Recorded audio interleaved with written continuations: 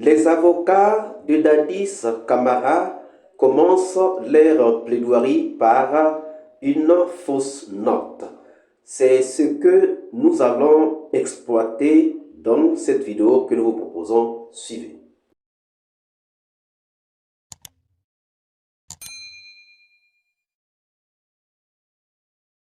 Bonjour, bonsoir, cela dépend de l'heure à laquelle vous regardez cette vidéo.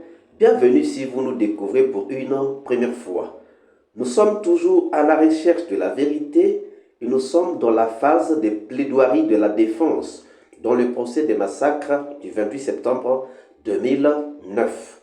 Mais nous écoutons aujourd'hui donc la plaidoirie ou les plaidoiries de la défense de Dadis Camara qui semble avoir commencé par une fausse note. Avant de vous expliquer, avant d'exploiter, nous vous laissons suivre ce petit extrait que nous avons préparé pour vous et on reviendra après l'extrait pour en faire l'analyse. Suivez. Je le dis, Monsieur le Président, honorable assesseur, parce que je ne suis pas un habitué des prétoires, normalement, contrairement à ce que tout le monde pourrait penser. Monsieur le Président, je considère que plaider devant vous et vos assesseurs, c'est un honneur. Je sais pourquoi je le dis et vous le saurez un peu plus tard. Monsieur le Président, je prends la parole au nom du capitaine Moussa Dadis Camara, président de la transition, président du CNDD au moment des faits pour lesquels votre juridiction est saisie.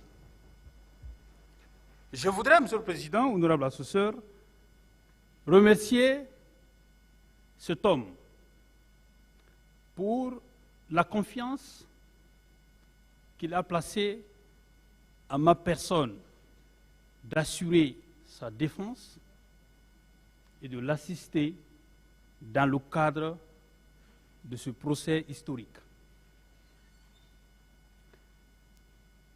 Ça, c'est un privilège. Il y a énormément d'avocats en Guinée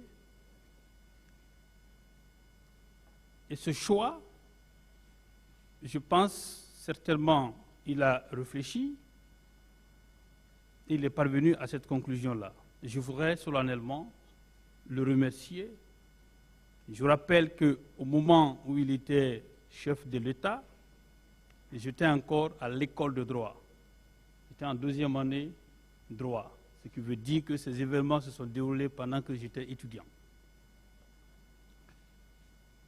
Donc, si en ce moment précis, après que ces faits se soient déroulés, l'instruction terminée, qu'à 2 mois de l'audience du début de ce procès, que je sois constitué à côté d'éminents avocats.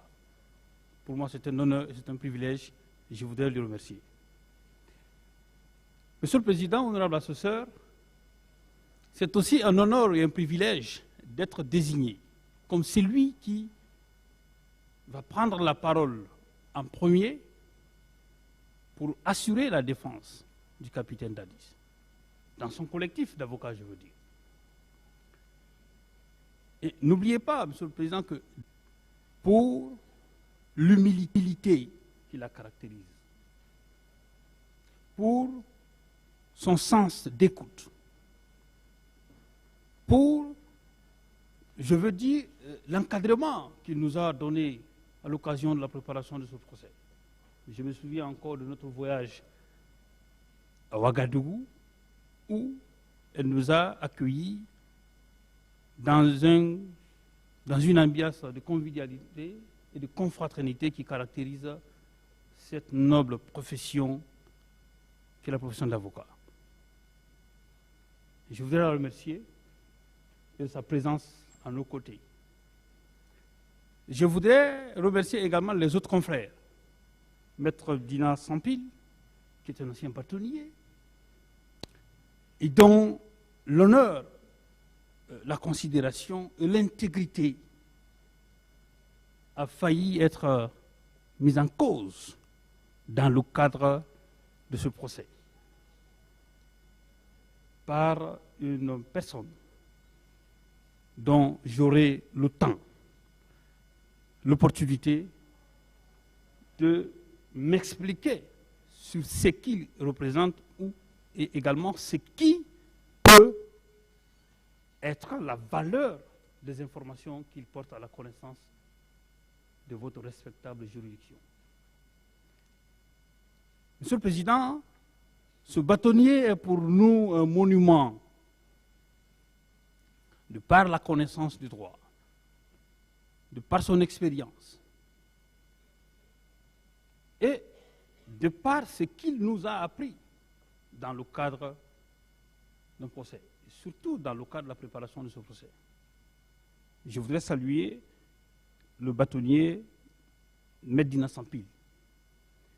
À côté d'eux, je voudrais remercier particulièrement celui que j'appelle affectueusement mon beau, Maître Pierre-Antoine, qui a quand même été, bien que nous soyons opposés dans plusieurs procédures, mais voilà quelqu'un qui a le sens de l'avocat, qui a ce métier-là dans l'âme et qui l'exerce avec une telle éloquence, une telle intégrité, que dans le cadre de ce procès, quand j'ai entendu certaines personnes dire, le mêler à certaines situations, ça m'a fait mal. Mais nous aurons l'occasion de revenir là-dessus. Et après, Maître Zokame, qui a commencé cette procédure-là dès l'entame, et qui a une connaissance parfaite de ce dossier et qui a accepté que nous venions à ses côtés pour assurer la défense du président Dadis. Monsieur le Président, honorable assesseur, je voudrais rassurer le capitaine Dadis. Il a entendu beaucoup de choses. Des choses pas plaisantes. Des choses qui sont en porte-à-faux avec un procès juste et équitable, reconnu par tous les instruments juridiques internationaux de protection des droits de l'homme. On a eu l'impression que c'est des adversaires politiques qui voulaient régler des comptes. Évidemment, c'est une occasion rêvée, puisque c'est la première fois que l'on est en face de nous un ancien chef d'État qui est venu à ce procès pour écouter, faire face à la justice de son pays. Jusqu'à présent, certains sont en train de courir. Cette impression-là, nous l'avons eue. C'est pourquoi nous demanderons au moment venu à M. le Président et à ses assesseurs de comprendre l'état d'âme du président Dadis. Lorsqu'il a failli parfois répondre à certains confrères de la partie civile, les déclarations qui se tenaient faisaient mal. On plaide pour le tribunal, pour asseoir sa conviction sur des éléments de preuve dont on dispose, tirés des faits de l'espèce, des faits, uniquement des faits. Il y a eu cette tentative d'humiliation d'un homme qui a présidé les destinées de la nation guinéenne pendant une bonne période, pendant 8 mois. Un homme par la signature duquel beaucoup de personnes ont été nommées à des fonctions de responsabilité. Il a été dit à cette audience qu'il nommait à des fonctions civils et militaires.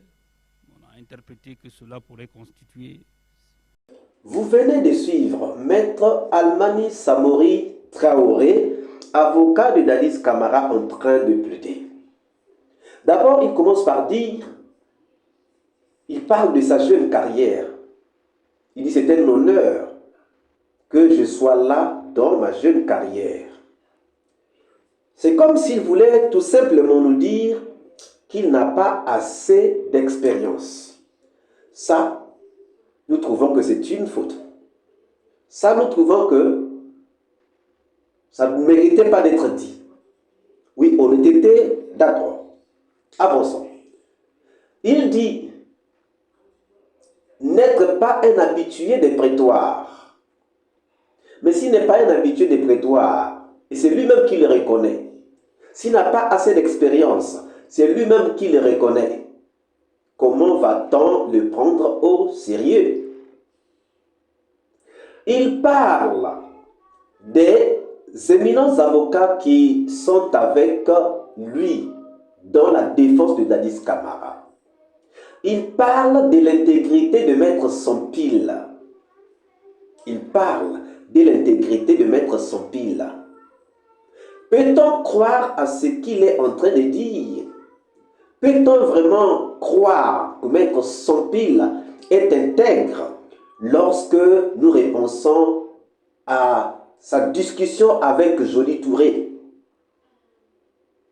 Lorsque nous regardons à ce que Joly Touré avait dit comme témoin à la barre, peut-on vraiment se vanter de l'intégrité de Maître Sompil? Là aussi, nous trouvons qu'il aurait dû abandonner cet aspect. Il aurait dû abandonner cet aspect.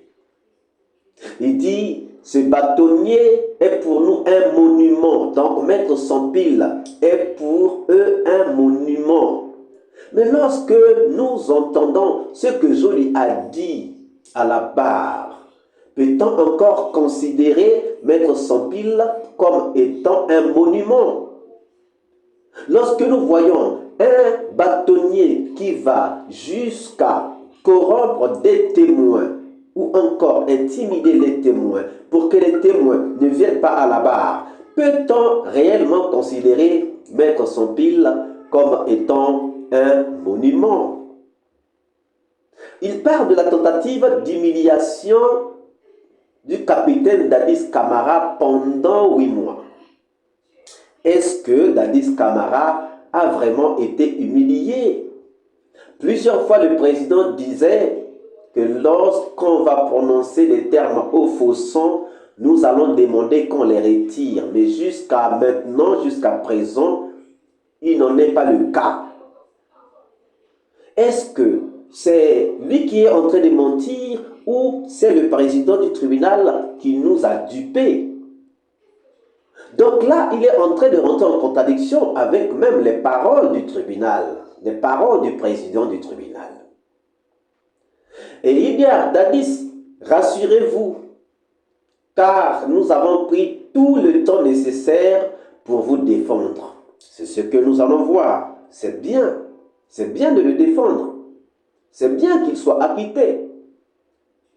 Mais lorsque vous le rassurez, lorsque vous savez que la justice ne sera pas dite par vous, lorsque vous savez que le verdict ne sera pas annoncé par vous, mais vous rassurez la personne, c'est bien, tout à fait normal. Et quelque part, il dit encore, Monsieur le Président, vous n'avez pas des intérêts à défendre ici, mais nous avons des intérêts. Est-ce que vous êtes venu pour défendre les intérêts ou bien pour aider à la manifestation de la vérité? Vous pouvez comprendre donc qu'ici, Maître Almani Samori Traoré est venu pour des intérêts et non pour la justice et non pour la vérité. Il dit Dadis n'a rien à voir dans les infractions commises au stade. Supposons-le que Dadis n'a rien à voir. Mais en tant que chef militaire, en tant que chef hiérarchique, et lorsqu'on sait que ce sont ces éléments ou les éléments de sa garde et les éléments de la milice de Kaléa qui étaient sous ses ordres ou qui étaient gérés par des gens qui étaient sous ses ordres, qui sont allés massacrer les gens au stade, peut-on vraiment dire que Dadis n'a rien à voir dans ces massacres? En tout cas, nous pensons que cet avocat est passé un peu à côté. Que pensez-vous par rapport à ces éléments qui constituent la première vidéo ou la première partie d'analyse que nous faisons sur cette plaidoirie en faveur de Dadis Camara? Nous attendons vos réponses dans les commentaires. Si cette vidéo vous a plu, ne manquez pas de laisser un pouce bleu, de commenter, de partager. Et si vous n'êtes pas encore abonné, c'est le moment de vous abonner, surtout de ne pas manquer d'activer la cloche de notification afin d'être averti à temps réel de toutes nos prochaines publications. Quant à moi, je vous dis à très bientôt pour une nouvelle capsule